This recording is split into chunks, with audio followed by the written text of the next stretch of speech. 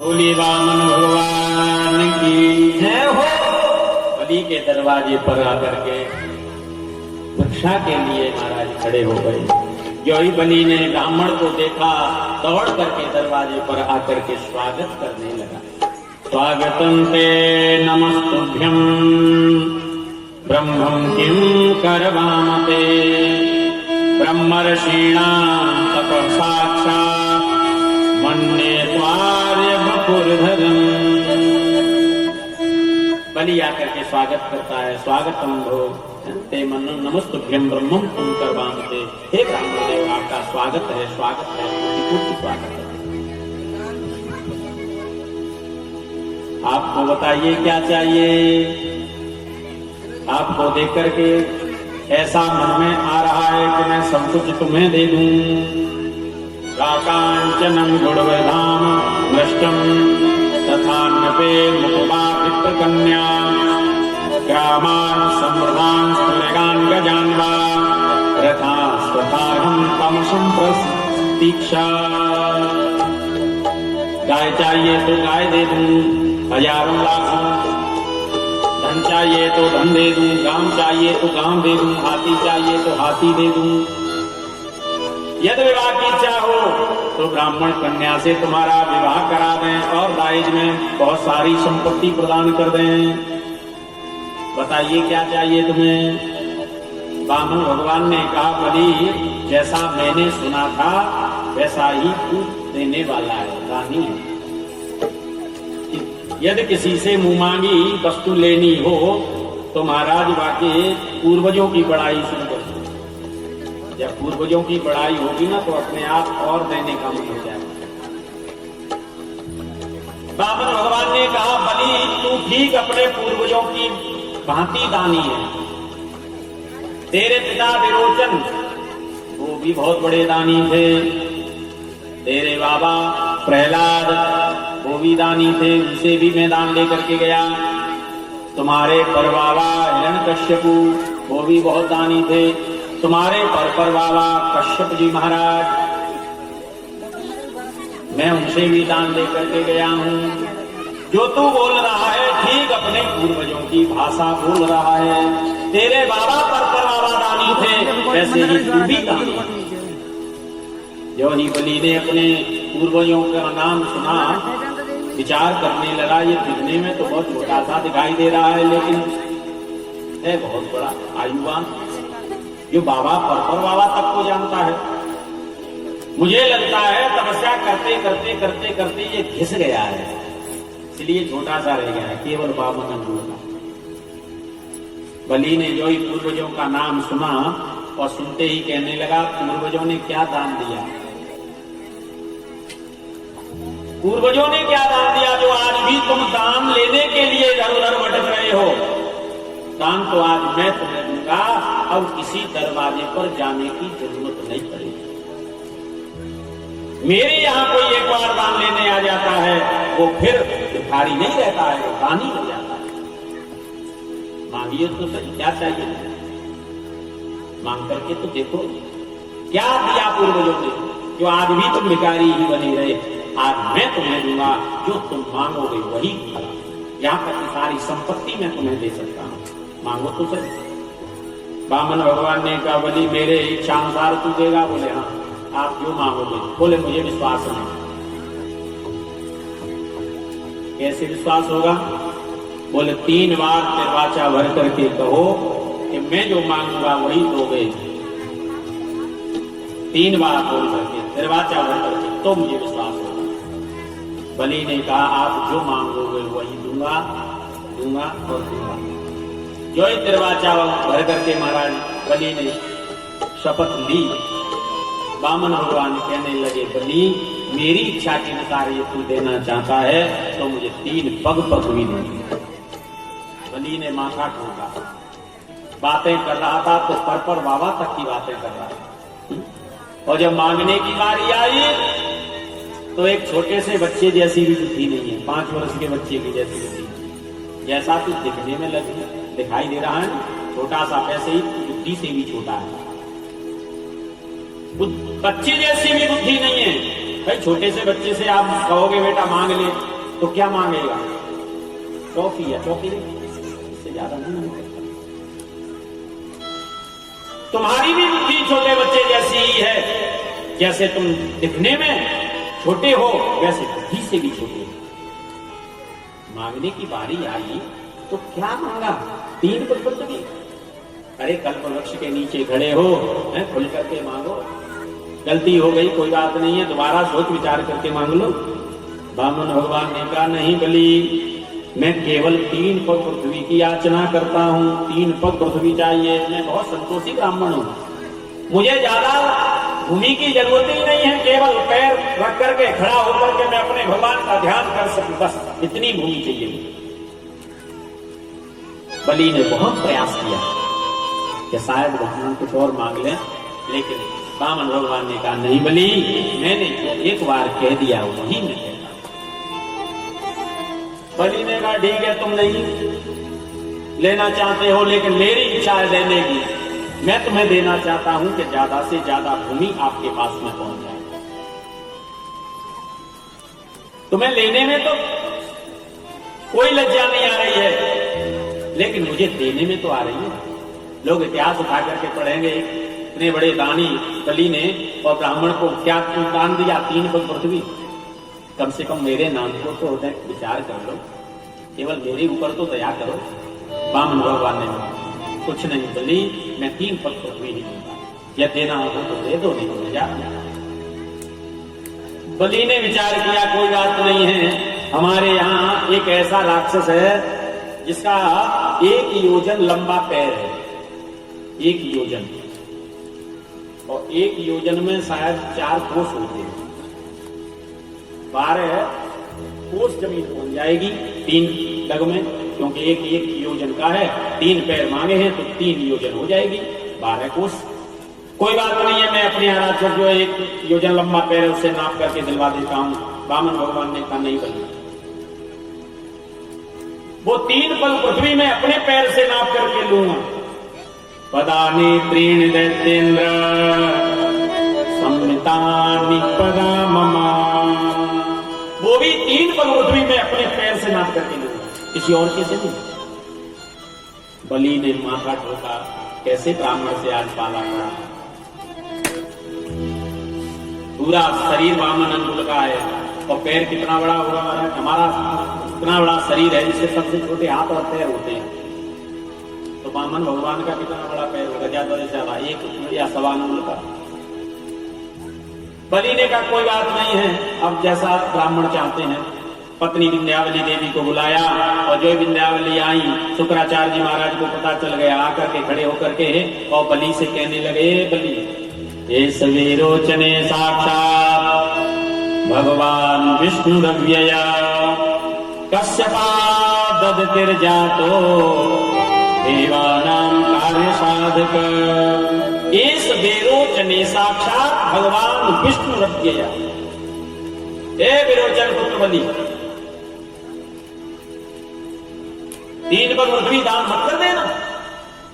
तुझे पता नहीं है, ये साधारण हम बालक नहीं, साधारण ब्राह्मण नहीं है, ये साक्षात विष्णु है। साक्षात विष्णु आज अदिति और कश्यप के द्वारा वामन अंगुल का रूप धारण करके आया है, और 3 पग पृथ्वी के चक्कर में तेरी सारी संपत्ति को ले जाएगा। दान मत कर देना। जो या करके कहा, बलि ने हाथ जोड़ करके कहा, गुरुदेव क्या कह रहे हो कि साक्षात विष्णु है? बोले हाँ, ये साक्षात विष्णु है। गुरु गोविंद दो खड़े काके लागू पाँव, बलिहारी गुरु आपने गोविंद दिए बता।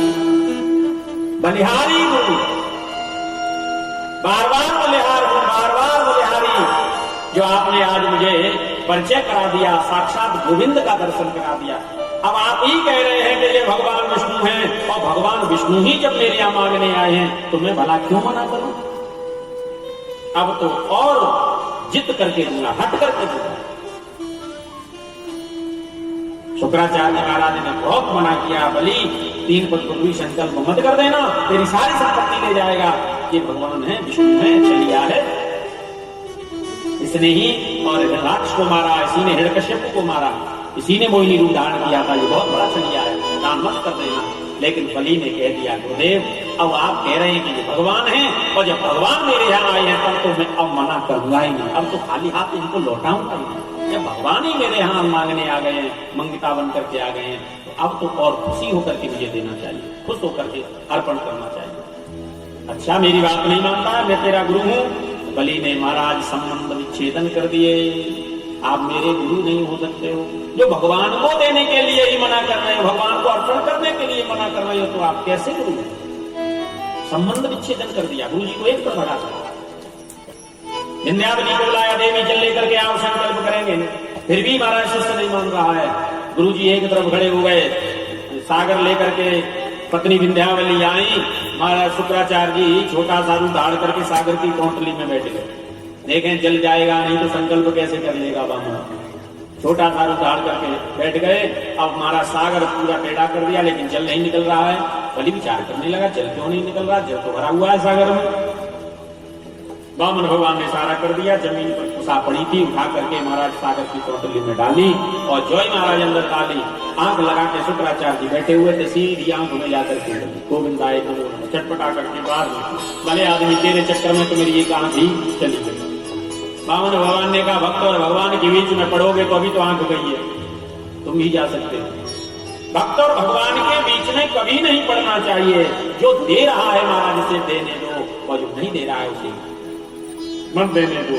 भक्त और भगवान के बीच में यदि पड़ोगे तो यही दशा होगी जो शुक्राचार्य महाराज की।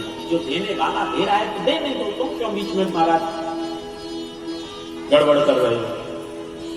जल हाथ में आया और हाथ में जलाते ही संकल्प बोलना शुरू कर दिया, और जो ही संकल्प महाराज पूरा होने को आया सोई वामन भगवान रूप धारण कर देते, रूप बढ़ाना शुरू कर देते हैं।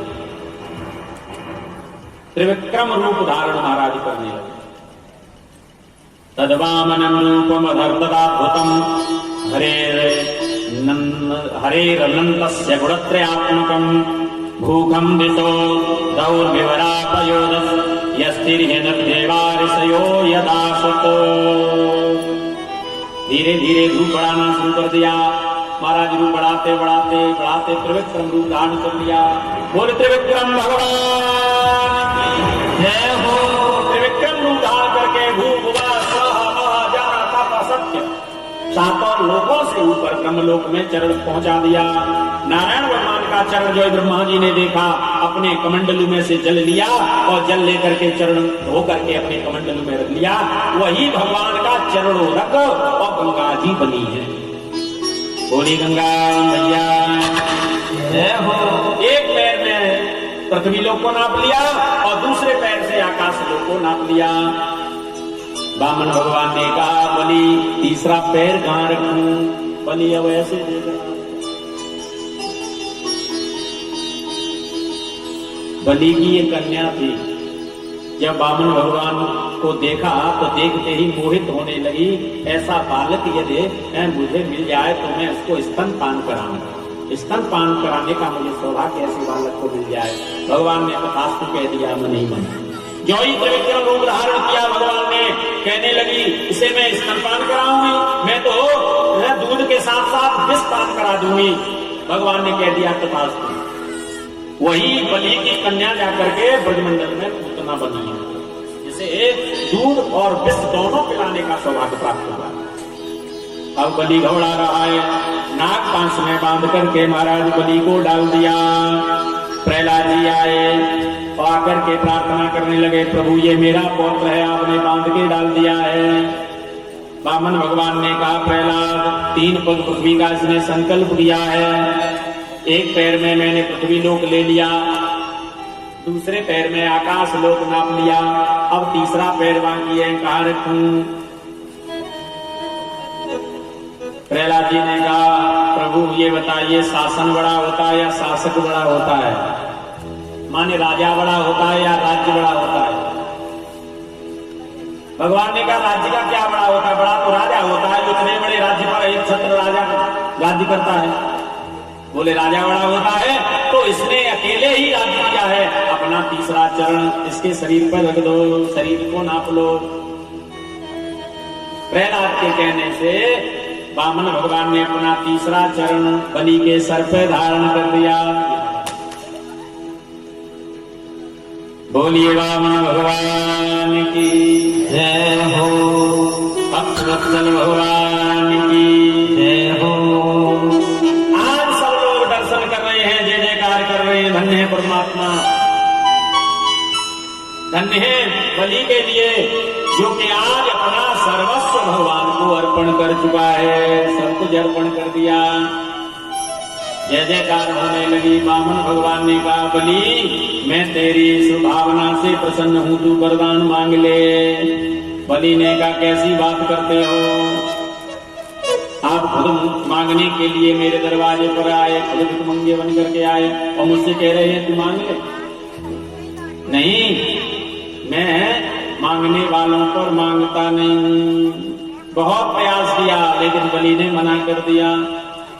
पत्नी के से पूछा, विंध्यावली देवी को बुला करके, देवी तुम्हें कोई इच्छा हो तो तुम मांग लो। विंध्यावली महाराज कहने लगी, जब मेरे पति को कोई इच्छा नहीं है तो मैं क्या तुमसे मांगू। धन्य है विंध्यावली के लिए। बलि से भी कई अधिक महाराज त्याग उनकी पत्नी विंध्यावली देवी में मांगने के लिए कहा गया। सोई विंध्यावली देवी कहने लगी, हाड़िल भूमि को त्याग दई, तब फेर न पाव भरो भुई माही, चकई नरेन को त्याग दई, तब कंठ को हेरत सत्तु की नाई। ऐसे ही तुम दानी हते, तमो पतिवार प्रसारत बाही, लौट के गंगा पछोई बहे, तुम मंगन पे हम मांगत नहीं। धन्य है विंध्यावली के लिए, तुम मंगन पे हम मांगत नहीं, लौट के गंगा पछोई बहे। चाहे महाराज पूरब से सूर्य पश्चिम में होने लग जाए, उत्तर से गंगा दक्षिण में बहने लग जाए, लेकिन हम मांगने वालों पर मांगते नहीं है। धन्य है विंध्यावली देवी के लिए।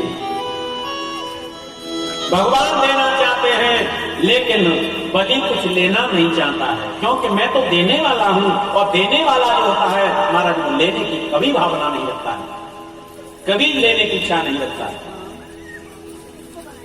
बहुत देर हो गई,